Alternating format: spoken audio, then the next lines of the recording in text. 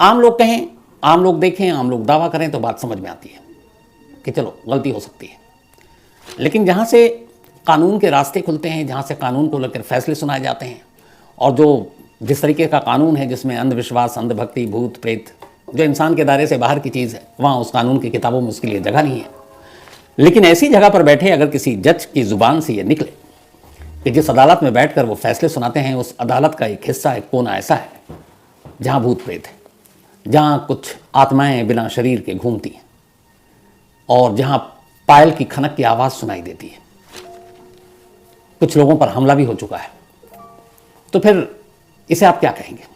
ये देश का शायद इकलौता मामला है भूत प्रेत का जिसमें हाई कोर्ट जैसी बड़ी अदालत के एक जज ने बाकायदा कोर्ट के अंदर बैठकर इस बात को कबूल किया कि इस हाई कोर्ट के एक कमरे के पास, उसके इर्द गिर्द, एक सीढ़ी के करीब कुछ आत्माएं हैं जो भटकती हैं।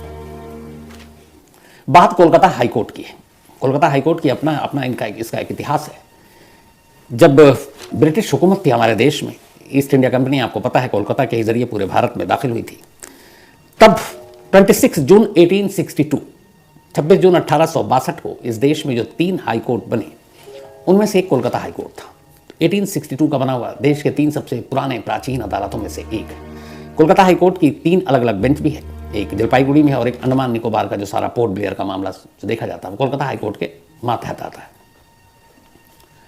कोलकाता हाई कोर्ट की बिल्डिंग आलीशान है, मुझे 2-3 बार देखने का मौका मिला है, क्योंकि हेरिटेज एक तरह का बहुत पुरानी बिल्डिंग है अंग्रेजों के ज़माने का, और उसके जो पिलर हैं अगर आप कॉरिडोर में जाएंगे तो वो एक तरह से एक अजीब सा लुक देता है। पूरे दिन गहमा गहमी, भाग दौड़, लेकिन शाम के बाद इसी हाईकोर्ट का मंजर बदल जाता है। 2022 की बात है, नवंबर का महीना, एक जो घोस्ट और ये सारे भूत प्रेत इनको ढूंढने का, पकड़ने का दावा करते हैं, ऐसे बहुत सारे जो पैरानॉर्मल एक्टिविटीज़ की जो संस्थाएं होती हैं, ऐसी एक संस्था ने 2022 में नवंबर में कोलकाता हाई कोर्ट के जो रजिस्ट्रार जनरल हैं उनके यहाँ एक अर्जी दी, एक एप्लीकेशन लगाई।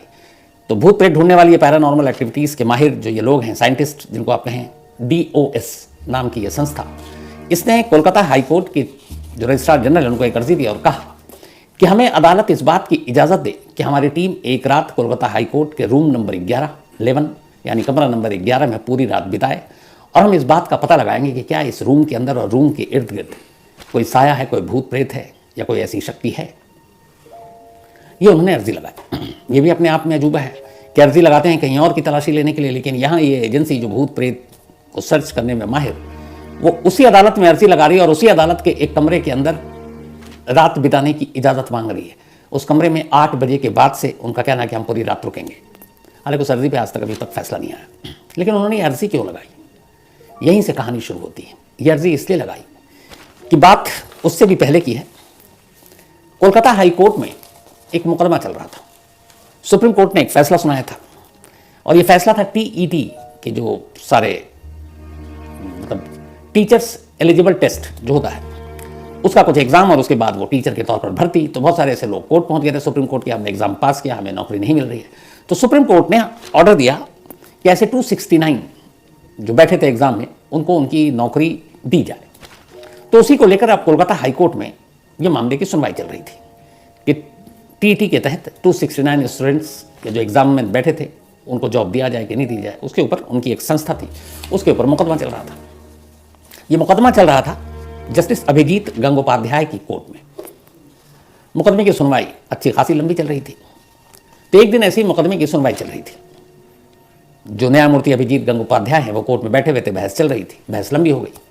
तो उन्होंने इसके बाद अगली तारीख दे दी और फिर ये कहा कि अब इस मामले में चूंकि लंबा वक्त लग रहा है तो हम इस मामले की सुनवाई अब शाम 4 बजे से 7 बजे के दरमियान करेंगे। आमतौर पर कोर्ट 5 बजे बंद हो जाता है, लेकिन उन्होंने कहा कि इस मामले की सुनवाई 4 से 7 के दरमियान होगी। अब 7 का मतलब है 7 का 8 भी हो सकता है, 8 का 9 भी हो सकता है। जैसे ही उन्होंने ये आदेश दिया, कोर्ट में बैठे हुए जितने वकील थे, बाकी लोग थे, वो अचानक चौंक उठे, एक तरह से डर गए। उन्होंने कहा कि मिलॉर्ड आप ये क्या कह रहे हैं, मतलब रात के अंधेरे में आप सुनवाई करेंगे कोर्ट की?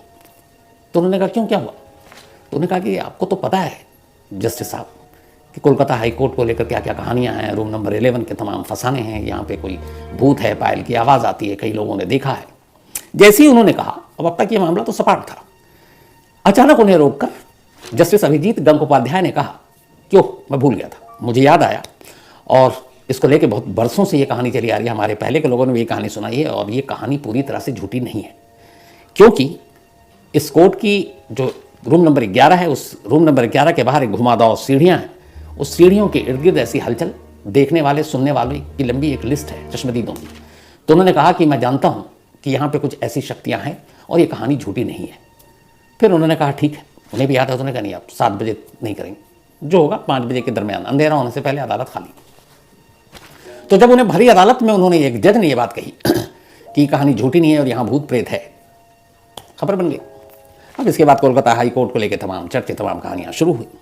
अब सवाल यह है कि कोलकाता हाई कोर्ट के एक जस्टिस ने यह बात क्यों कही कि यह कहानी झूठी नहीं है और यहाँ पर कुछ ऐसी चीज़ें हैं, और क्या है ऐसी बात जो कोलकाता हाई कोर्ट के एक रूम को, खासतौर पर उस रूम के इर्द गिर्द रूम नंबर 11 को एक तरह से भूतहा बनाता है, और वो कौन लोग हैं जिन्होंने इन चीज़ों को फील किया या देखा या विटनेस है। तब तो उसकी पूरी कहानी आपके सामने हाजिर है। कोलकाता के जितने वकील हैं, जितने वहाँ पे और मुलाजिम काम करते हैं हाई कोर्ट में, एक बड़ी तादाद है जिनका कहना है कि उन्होंने यहाँ पे कोलकाता हाई कोर्ट में ऐसी चीज़ें देखी है। कहानियाँ बहुत सारी हैं, लेकिन 3 कहानी ऐसी है जिसके दावेदार बहुत सारे हैं और उसमें ऐसे लोग जुड़े हुए हैं जिनके बारे में आप शक नहीं कर सकते। एक आम आदमी 10 तरह की कहानी सुनाकर निकल सकता है। बात कई साल पुरानी है, जब कोर्ट में जजेस बैठते हैं तो उनकी भी सुरक्षा होती है, उसके लिए पुलिस की टीम लगी होती है। तो ऐसे ही कुछ पुलिस वाले एक जस्टिस की सिक्योरिटी में थे। मुकदमे की सुनवाई के दौरान थोड़ा देरी हो गई। अब जज साहब अभी कमरे में हैं, शाम के लगभग 7-8 बज चुके, वो अपने रूम में चैम्बर में बैठकर काम कर रहे हैं। तभी ये जो पुलिस वाला था ये निकला, बोला कि अब थोड़ी देर में निकलेंगे, चलो वॉशरूम होकर आ जाते हैं। वॉशरूम उस रूम नंबर 11 की घुमावदार सीढ़ी के करीब। अब वो जाता है, वहाँ से वापस आ रहा होता है, सीढ़ी पर मौजूद था, तभी अचानक वो सीढ़ियों से लुढ़कना शुरू हो जाता है। वो अचानक उठता है और उसका पीछे देखता है और फिर बदहवा सीखता और भागता है। तब तक सारे लोग आ गए। फिर उसने उन जज साहब जिनकी उस ड्यूटी में था, उन्होंने पूछा क्या हुआ। उसने बताया कि मैं लौट रहा था, मुझे अचानक पीछे से किसी ने धक्का दिया और धक्का जोर से दिया, मैं गिरा, मैंने पलट कर देखा तो एक महिला दिखाई दी, एक औरत। उसके पैर मैंने साफ देखे, पैरों में उसके पाजेब थी, साड़ी पहनी हुई थी। उसका धीरे धीरे मैंने उसके ऊपर की तरफ देखना शुरू किया। जैसे ही मैं कंधे तक पहुंचा मुझे सब साफ नजर आ रहा, लेकिन कंधे के ऊपर उसका सर ही दिखाई नहीं दे रहा। और वो देखते ही फिर बदहवास, नहीं बेहोशी में, लेकिन उसको फिर नॉर्मल किया गया। अब उसने अपने जज साहब को ये पूरी कहानी सुनाई, और वो एक पुलिस वाला। अब बात यहीं खत्म हो जाती कि कोई कन्फ्यूजन है, लेकिन नहीं। इसके बाद उन जज साहब ने एक आदेश दिया कि इस रूम नंबर 11 के इर्द गिर्द जो घुमावदार सीढ़ियाँ और ये है, यहाँ पे अंधेरे में पुलिस वालों की ड्यूटी लगाई जाए, ताकि कोई ऐसी चीज़ ना हो, कोई गलती से उधर चला जाए तो उसके साथ ऐसा हादसा ना हो। तो लंबे वक्त तक वहाँ पुलिस वाले भी मौजूद रहे। तो एक इस पुलिस वाले की कहानी थी। इससे पहले एक कहानी जो 2 सबसे फेमस कहानी थी कोलकाता हाईकोर्ट के इस भूत वाली, उसमें एक कहानी एक कवि की थी। एक कवि है जिसकी वजह से ये सारी चीज़ें हुई, और ये बात उस वक्त की है जब ब्रिटिश हुकूमत थी, और ब्रिटिश हुकूमत के दौर में एक कवि था जिसका नाम तपिस था। तपिस एक पोएट था, उसके ऊपर तमाम तरह के इल्ज़ाम लगे आज़ादी और इसके लिए भी लिखने विखने के। तो इसी कोलकाता हाईकोर्ट में उसके ऊपर मुकदमा चला। मुकदमा चलने के बाद अदालत ने उसे सजाए मौत दी, और सजाए मौत का फैसला देकर उसके बाद उसे जेल भेज दिया गया। जेल में उस वक्त जो अंग्रेज जेलर थे वो सब जल्लाद टाइप के थे, उन्होंने तपिस को खाना पानी कुछ नहीं दिया, और वो वहीं जेल में भटकता रहा, घूमता रहा, और फिर उसको सजाए मौत दे दी गई। जब उसको मौत दे दी गई तो उसके बाद ये हुआ कि इस कोर्ट के अंदर कोई साया है जो घूमता है, और वहाँ पे एक घुमावदार सीढ़ी के पास एक मटका रखा हुआ था पानी का। तो कहते हैं कि वहीं पे हमेशा दिखाई देता है कि वो आता है मटके के करीब और फिर गायब हो जाता है। तो कहानी ये बनी कि ये जो तपिस, जिसे अंग्रेज़ों ने सजाए मौत दी, फिर सूली पे चढ़ा दिया, वो आखिरी वक्त तक प्यासा था और उसे बिल्कुल मतलब डिहाइड्रेशन का शिकार हो चुका था, एक तरह से मर ही गया था। तो उसकी आत्मा इतनी प्यासी है कि वो अक्सर यहाँ पर पानी पीने के लिए आती है, क्योंकि अगर उसे फांसी जेल में हुई तो फिर उसकी आत्मा का कोर्ट से क्या लेना देना था। लेकिन उस वक्त लोगों ने कहा कि चूंकि उसका पूरा मुकदमा इसी कोर्ट में चला, कोलकाता हाई कोर्ट में, और फिर उसे सजाए मौत का फैसला भी इसी कोर्ट ने दिया, इसीलिए उसकी आत्मा इस अदालत के चक्कर काटती है। लेकिन फिर यह हुआ कि वो आत्मा है यहाँ से यहाँ कैसे, लेकिन कई लोगों ने देखने का दावा किया। तो फिर उस तपिस की कहानी एक लंबे बरसों तक कोलकाता हाई कोर्ट में एक साय के तौर पर जुड़ी रही है, और वो मामला चलता रहा। फिर कुछ वक्त बीता, अचानक अब एक भूत के चलने फिरने में भी एक नई तब्दीली आ गई, एक नया बदलाव। अब जो लोग थे चश्मदीद, उन्होंने ये महसूस करना शुरू किया कि शाम के 7 बजने के बाद अचानक इस रूम नंबर 11 के करीब एक बिना सर वाली महिला गुजरती है, और जब वो चलती है तो उसके पाजेब की छन छन की आवाज़ आती है। अब ये कई लोगों ने आवाज़ सुनी, वहाँ के स्टाफ ने, मुलाजिम ने, बाकी लोगों ने, और इवन पुलिस वालों से लेकर कुछ जजों ने भी। कई बार उन्होंने कहा कि नहीं ये झूठा हो सकता है, लेकिन फिर उन्होंने ये कहा कि हमने अपने कानों से आवाज़ सुनी है। अब रात को कोर्ट के अंदर पाजेब की आवाज़ कहाँ से आ रही है? ये सारी बातें चल रही थी, तभी 2 चीज़ें हुई। 2 कोर्ट के मुलाजिम थे, एक का नाम था मनमोहन और एक उसका दोस्त था। तो एक रात क्या हुआ कि ये दोनों अपने काम में इतने बिजी थे कि उस दूसरे का नाम था वजहारी। तो मनमोहन और वजहारी ये दोनों कोर्ट में थे। कोर्ट का काम कुछ ज़्यादा उस दिन फंस गया, तो ये अपने अपने रूम में बैठकर बाकी के फाइल निपटा रहे हैं, क्योंकि अगले दिन शायद कोई जजमेंट आना था, उसी से जुड़े हुए थे। तो मनमोहन वजहारी को काम करते करते एहसास ही नहीं हुआ कि रात के 8 बज गए। अब अचानक वजहारी ने कहा कि मुझे प्यास लगी है तो, और मुझे वॉशरूम भी जाना है। तो उसने कहा कि बराबर में ही जज साहब का चैम्बर था जिनके लिए दोनों काम कर रहे थे। उसने कहा कि जज साहब तो जा चुके हैं, तुम यहीं वॉशरूम यूज़ कर लो। उसने कहा नहीं जज साहब का मैं। अब वो वॉशरूम जो था और वो पानी पीने की जगह वो वही रूम नंबर 11 के घुमावदार सीढ़ी के पास थी, जहाँ के ये लोग स्टाफ यूज़ करते थे। जैसे मैंने कहा कि पानी का मटका भी वहीं होता था। तो उसने मनमोहन ने उसको आगाह भी किया, उसने कहा कुछ नहीं होता, मैं जा रहा हूँ, और वो चला गया। अब जाने के बाद वो लौट ही नहीं रहा, इधर इसका काम खत्म हो गया, इसे निकलना है, इसे ये भी टेंशन है कि 8 से ऊपर काम कर रहे हैं, कोर्ट के ज़्यादातर स्टाफ जा चुके हैं, कोर्ट खाली है, डर भी लग रहा है उसे, वो सारे दिमाग में कहानियाँ भी घूम रही हैं। तो काफ़ी देर तक जब वो नहीं आया तब इसने कहा कि अब क्या करें, चल के देखना पड़ेगा। अब मनमोहन उसे ढूंढते हुए उसी वॉशरूम की तरफ बढ़ रहा है। जब वो थोड़ी दूरी पर था तो उसने उसी सीढ़ी के पास एक बेंच रखा हुआ, उसने देखा कि उस बेंच के करीब नीचे वजहारी औंधे मुँह पड़ा हुआ है। वो देख के घबरा गया, लेकिन फिर उसने देखा कि उस बेंच पे एक महिला बैठी है और उसके हाथ में कुछ बर्तन है, वो पानी उसके ऊपर छींटे मार रही है। उसे लगा चलो कोई कोर्ट का कोई स्टाफ है, कम से कम ध्यान रख रही है। वो बदहवास तेजी से भागता हुआ आया, वजहारी चीखता हुआ, और उसे लगा कि एक महिला है तो उसे डर भी नहीं लगा कि अब 2 लोग हो गए हैं, वो 3 हो गया। पर वो जैसे ही करीब आया उसने देखा कि बेंच से महिला गायब। अब वो वजहारी को संभालने आया था, खुद उसके हाथ पैर फूल गए।